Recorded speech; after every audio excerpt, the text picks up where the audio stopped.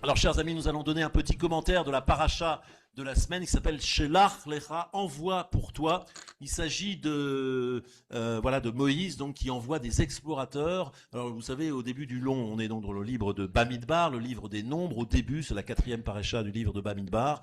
Et il y a eu, dans une paracha précédente, une ellipse de 38 années qu'on n'a pas vu venir parce qu'elle n'est pas, elle n'est pas mise dans le texte tel quel. On était à la sortie d'Égypte, une année après, et il y a eu une ellipse de 38 ans qui s'est passée. Et là, on est à quelques encablures de la terre d'Israël. Et Moïse cherche à s'assurer, effectivement, comment conquérir cette terre, la connaître. Et il envoie 12 hommes, un par tribu, les chefs de tribu, pour faire un compte-rendu, pour aller voir la terre.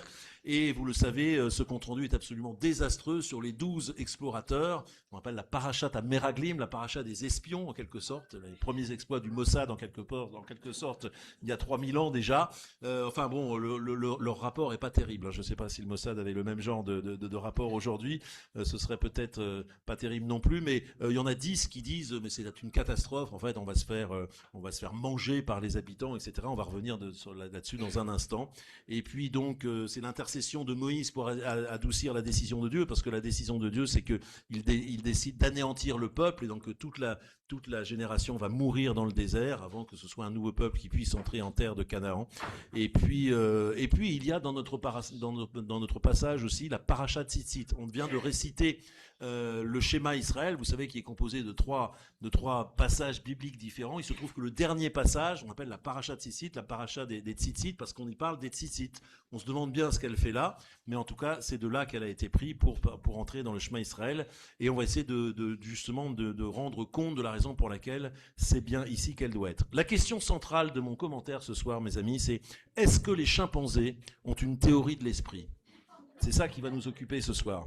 Alors, c'est une question qui a été posée par deux psychologues, juifs d'ailleurs, qui s'appellent David Premack et Guy Woodruff en 1978. Ce sont deux psychologues américains qui ont justement lancé cette théorie psychologique qui fait florès. Cyrulnik en parle très très souvent dans d'autres termes, mais il reprend cette idée d'une théorie de l'esprit. Qu'est-ce que c'est? L'expression, c'est avoir une théorie de l'esprit. Avoir une théorie de l'esprit, selon ces psychologues, et on s'est rentré dans la psychologie moderne, ça désigne la capacité de l'homme à avoir des représentations, non seulement des objets qui sont autour de nous, mais mieux que ça, une sorte de capacité de méta-représentation, d'avoir une représentation des représentations que les autres ont à propos de ces mêmes objets. C'est une faculté qui, pour ces psychologues, distingue l'homme de l'animal. Boris Cyrulnik dit la capacité perceptuelle et la capacité conceptuelle. Perceptuelle, c'est percevoir des objets dans l'environnement, en avoir une représentation. Est-ce qu'ils sont loin, est-ce qu'ils sont proches, est-ce qu'ils sont chauds, est-ce qu'ils sont froids, est-ce qu'ils sont dangereux, pas dangereux, etc. Donc l'esprit processe tout ça, mais avoir la capacité d'imaginer que d'autres personnes ont eux aussi des représentations, ça c'est vraiment la pensée conceptuelle. Ça permet d'avoir des idées concernant des objets qui sont pas forcément dans l'environnement. Pour prendre un exemple très simple, un chien est capable de penser à un os, il est capable de désirer cet os et d'avoir une stratégie pour l'approcher, mais il est incapable de penser qu'un autre chien désire ce même os. Nous, les êtres humains, on a cette capacité d'avoir des représentations que ont les autres. Au passage, c'est une capacité qui s'exprime aussi dans la faculté de mentir. La capacité qu'on a d'imaginer que quelqu'un dit quelque chose et que c'est pas forcément vrai, qu'il a une autre idée dans l'esprit. C'est quelque chose qui, chez les enfants, se développe, la capacité, à mentir, à dissocier en tout cas ce qui se passe de l'intention de l'autre vers 3-4 ans, je crois. Il y a pas mal d'études qui sont menées là-dessus. Donc voilà, c'est une représentation hyper puissante chez l'homme que cette capacité à avoir des représentations, non seulement des objets, mais de la représentation des autres. Alors vous allez me dire, qu'est-ce que ça vient faire dans cette paracha?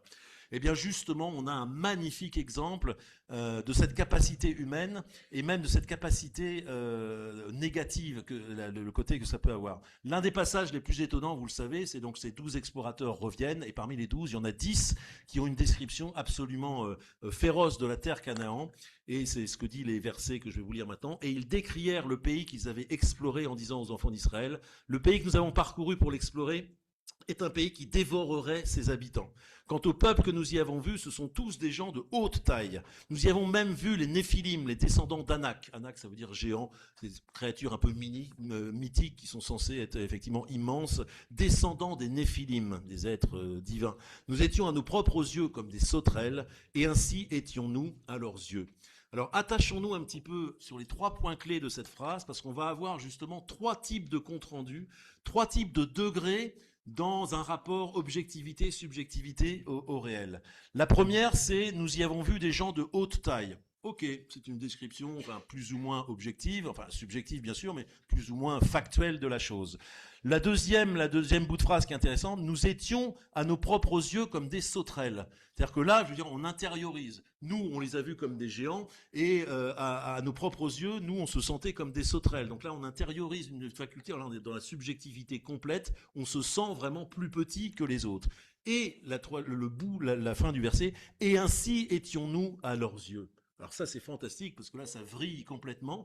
Non seulement on voit des géants, on s'imagine qu'on est petit comme des sauterelles, et on intériorise leur vision, c'est-à-dire qu'on se projette de manière complètement indue, on se projette à l'intérieur d'eux-mêmes pour penser que eux, effectivement, pensaient que nous, on se voyait comme des sauterelles.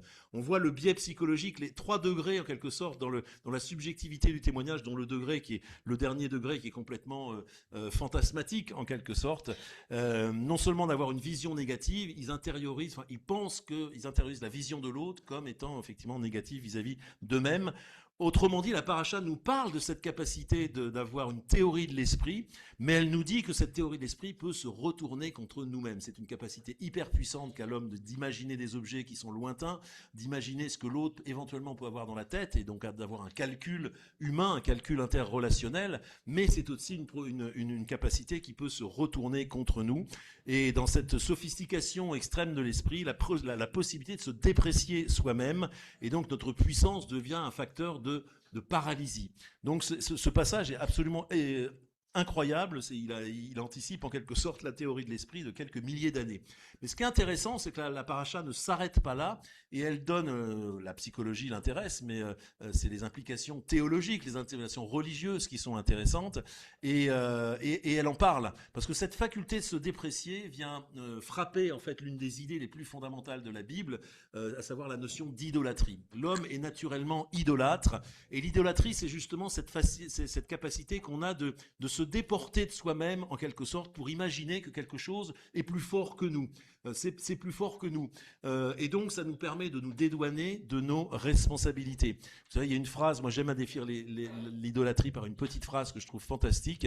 Parce qu'il faut beaucoup de ruse pour attraper le serpent, on dit que le serpent est rusé. C'est-à-dire, il faut beaucoup de ruse pour attraper le serpent. C'est un fait relationnel, etc. Mais du fait de cette difficulté, je dirais, purement relationnelle, on attribue au serpent, on affixe chez le serpent la capacité de ruse, alors que c'est juste un état relationnel entre lui et nous. Et c'est effectivement le fonctionnement, merci de rallumer la lumière, c'est le fonctionnement, s'il vous plaît, c'est le fonctionnement basique, c'est le fonctionnement de déresponsabiliser. Quand on attribue une puissance à un phénomène extérieur à nous, ben on se dédouane de notre propre responsabilité. On dit bah non, j'y peux rien, c'est eux, c'est les éléments, c'est toujours quelqu'un d'autre ou quelque chose d'extérieur à nous-mêmes. Et bien sûr, c'est la base de l'essentialisation, c'est la base du racisme, etc. Ce phénomène d'idolâtrie est fondamental, et il est ancré justement dans cette possibilité qu'on a d'avoir des représentations non seulement des choses, mais des représentations qu'ont les autres. Donc capacité humaine hyper puissante, mais facilement retournable contre nous-mêmes, et la base de l'idolâtrie. Alors, je vous le disais, dans cette paracha, il y a aussi la paracha des tzitzit, et on pourrait se dire, non, mais qu'est-ce qu'ils font là? Eh bien, justement, c'est l'antidote à cette capacité que l'homme a de se déprécier. Le passage des tzitzit dit, voilà, cela formera pour vous des franges, donc des tzitzit, qui vous rappellera tous les commandements, très bien. Avant que vous les exécutiez et ne vous égariez pas à la suite de vos cœurs, mais l'otatoru achare levafrem, vous ne poursuivrez pas les désirs de vos cœurs, mais l'otatoru achare enechem, ni celui de vos yeux, asher atem zonim acharem, qui vous nourrissent sans cesse. Et la fin du verset dit lema'an tiskeru, pour que au contraire vous vous souveniez de quoi? Que vous souveniez des textes, et que vous ayez un rapport de tiskeru, de zecher, de mémoire vis-à-vis du monde. Et ça, c'est hyper puissant justement pour lutter contre l'idolâtrie, parce que nos yeux, enfin nos appareils sensoriels nous mettent en contact avec le monde, et on s'en nourrit, c'est ce que dit Asher Zonim Acharem, mais ça peut aussi nous emmener quelque part dans le mur. Il y a une explication formidable de Yeshayahu Leibovitz sur le sujet, qui dit que le cœur, l'Evafrem, c'est un peu la pensée kantienne qui voit le rapport au monde uniquement déterminé par le volontarisme. On a des volontés et c'est ce qui drive le monde. Enechem, c'est, selon Leibovitz, la pensée socratique qui pense que parce qu'on aurait une analyse exacte de la vérité, une analyse exacte, et on aurait un rapport juste. Tout ça est fantastique, nous permet effectivement de développer une technique, de développer des civilisations, de développer des cultures tout à fait sophistiquées, mais nous font nous coller aux choses, etc., et peuvent nous emmener, nous faire vriller justement dans cette capacité jusqu'à retourner ces puissances contre nous-mêmes. Et c'est la raison pour laquelle, à ce rapport purement visuel à la vérité ou à ce rapport de volonté avec le monde, il faut en ajouter un autre qui est un rapport de mémoire. Le rapport de Zecher de mémoire, c'est le fait qu'il y ait des textes qui soient antérieurs à nous. On n'est pas supplément défini par nos capacités et par nos volontés et par notre analyse. On s'insère dans des ensembles qui sont là bien avant nous et qui sont plus larges que nous.